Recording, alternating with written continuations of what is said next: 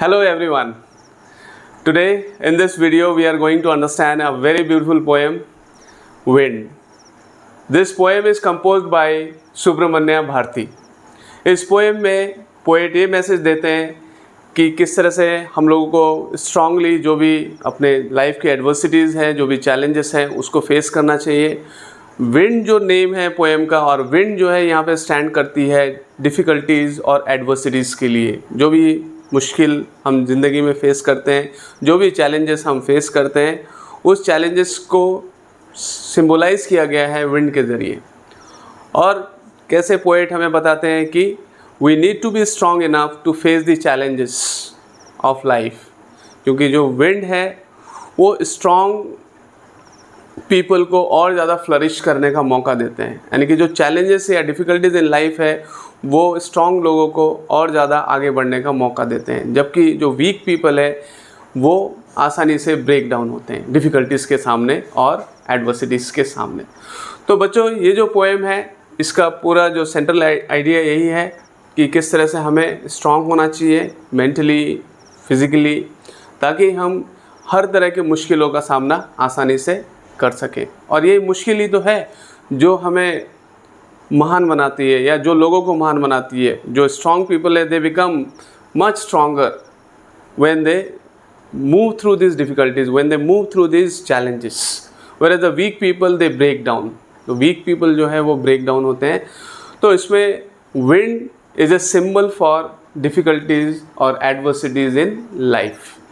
जबकि जो इसमें आपका थीम है, थीम ये बताती है पोएम की कि हमें हमारी लाइफ के जो चैलेंजेस है, जो भी डिफ़िकल्टीज़ है, उसको बहुत ही ब्रेवली फेस करना चाहिए.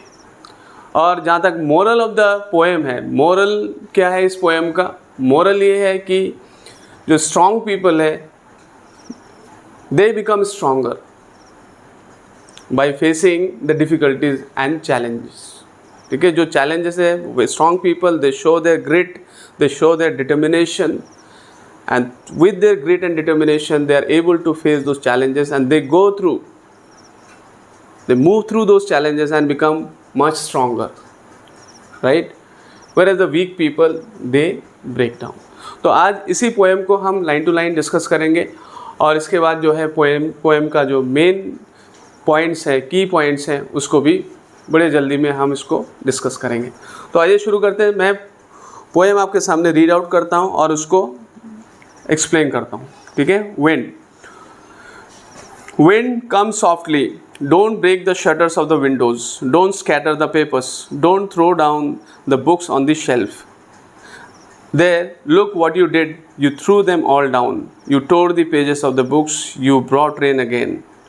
सो here in this stanza the poet is requesting the wind to come softly, to slow its speed. Wind should come slowly so that it doesn't scatter the papers, it doesn't break the shutters of the windows. Whereas what happens? The wind doesn't listen and wind throws them all down.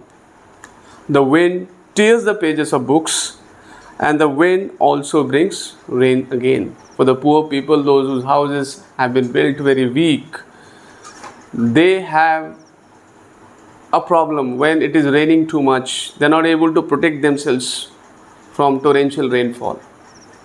ठीक है.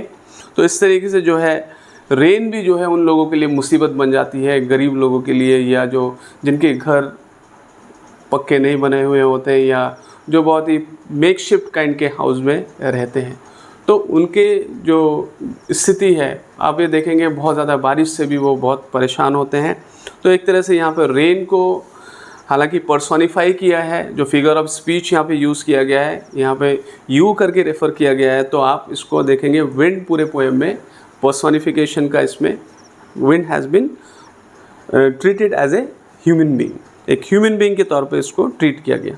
तो यहाँ पे एक पहले request की गई, फिर बाद में देखा गया कि कैसे विंड नहीं सुनते हैं और विंड जो है पेजेस को टेयर कर देते हैं, और फिर बारिश फिर से ला देती है, जो एक मुसीबत का सबब बन जाता है वीक लोगों के लिए, कमज़ोर लोगों के लिए, या गरीब लोगों के लिए. ठीक है. You are very clever at poking fun at weaklings. तो इस लाइन में पोएट ये कहते हैं कि you are very clever at poking fun at weaklings. तो यहाँ पर ये कहते हैं कि किस तरह से जो विंड है वो बहुत ही चालाक है और कैसे ये कमज़ोर लोगों को जो है, कमज़ोर लोगों का मजाक बनाते हैं, कमज़ोर लोगों को wind makes fun of the weaklings. ठीक है. Frail crumbling houses, crumbling doors, crumbling rafters, crumbling wood, crumbling bodies, crumbling lives, crumbling hearts.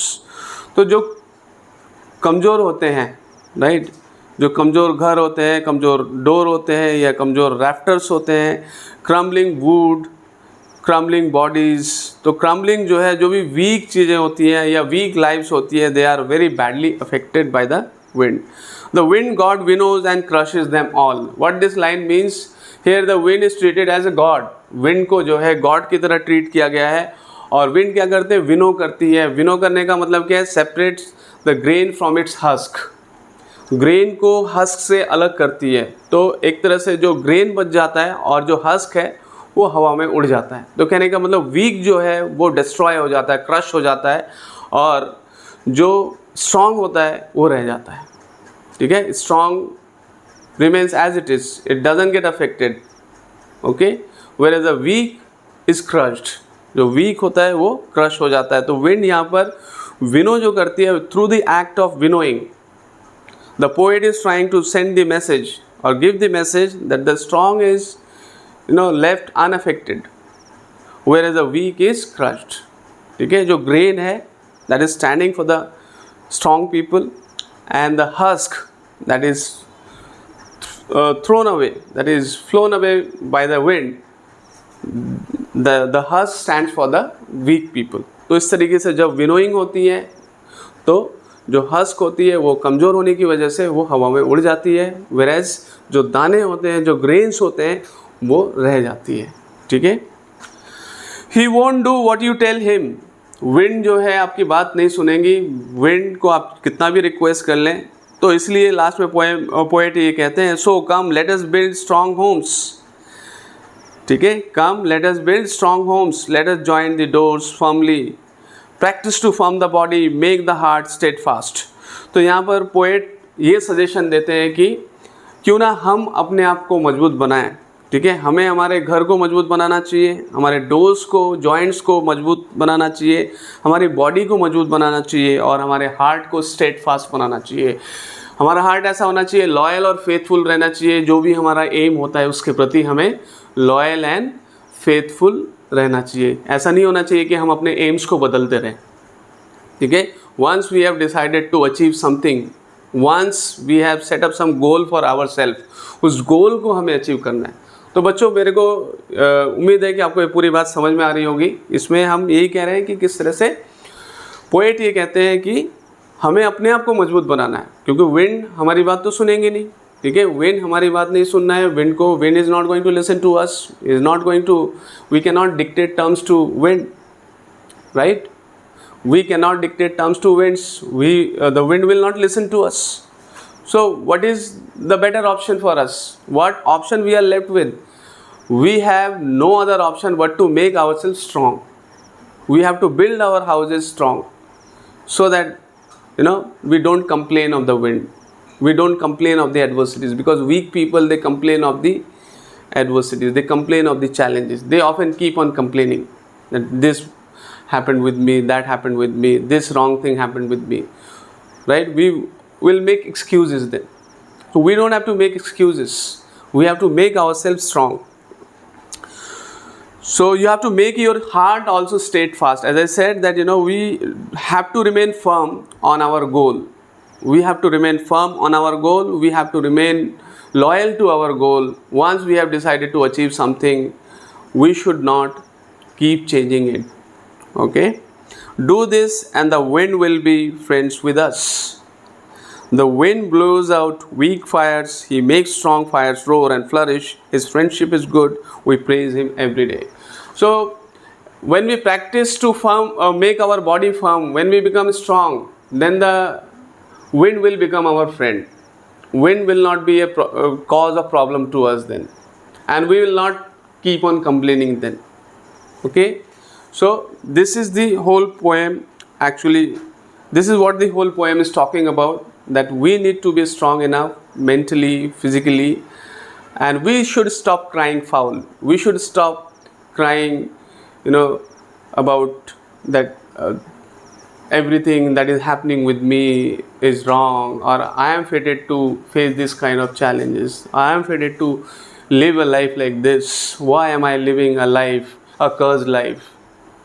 Okay, so we should not keep on complaining about the things. Whatever things are around us, we should make best use of them. We should face the challenges with great amount of bravery, with great and determination. ठीक है, यही poem का पूरा एक आप कह सकते हैं सेंट्रल आइडिया है. तो इसमें हम देखते हैं कि पर्सोनिफिकेशन काफ़ी ज़्यादा यूज़ हुआ है, क्योंकि विंड को ट्रीट किया गया है एज ए ह्यूमन बीइंग के तौर पे. और दूसरा हम देखते हैं कि रेपिटेशन भी काफ़ी ज़्यादा यूज़ हुआ है. क्रम्बलिंग वर्ड जो है कई बार इसमें रिपीट हुआ है. और जो एलिट्रेशन हम देखते हैं जहाँ पर कॉन्सोनेंट साउंड जो है वो रिपीट होती है. ठीक है, कॉन्सोनेंट साउंड उसमें रिपीट होती है, और इसके कई सारे एग्जांपल्स आपको इस पोएम में देखने को मिल जाएंगे जिसमें कॉन्सोनेंट साउंड रिपीट होती है. If we look at the lines, we can find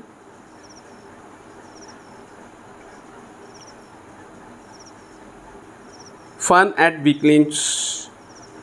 No, this is not the one. Wind God winnows. So W sound जो है यहाँ पर रिपीट हुआ है. ठीक है, he won't do what you tell him. तो जहाँ पे ये जो कॉन्सोनेंट साउंड है वो रिपीट हुआ है, वहाँ पर आप कह सकते हैं कि एलिट्रेशन यूज़ हुआ है. सो सिंबल जो है, सिम्बोलिज्म भी बहुत ज़्यादा इसमें यूज़ किया गया. जैसे मैंने बताया कि wind stands for adversities in life, challenges in life, और हमें उन चैलेंजेस को ब्रेवली फेस करना चाहिए. यही इसमें इस पोएम का थीम है. ठीक है, तो इसमें बहुत जल्दी हम इसके मेन पॉइंट्स डिस्कस कर लेते हैं. फर्स्ट फ्यू लाइन्स में पोएट क्या करते हैं? The poet request the wind to slow down its speed. शुरुआती लाइन में हम देखते हैं कि किस तरह से विंड को रिक्वेस्ट करते हैं पोएट कि अपनी स्पीड को स्लो करें. The powerful wind breaks the shutters of windows. जबकि wind doesn't listen and wind does what? Wind, break the shutters of windows, scatters the papers, and throws the books down. The books which were kept on the shelf, they were thrown down by the potent wind. The wind tears the pages of the books and brings rain.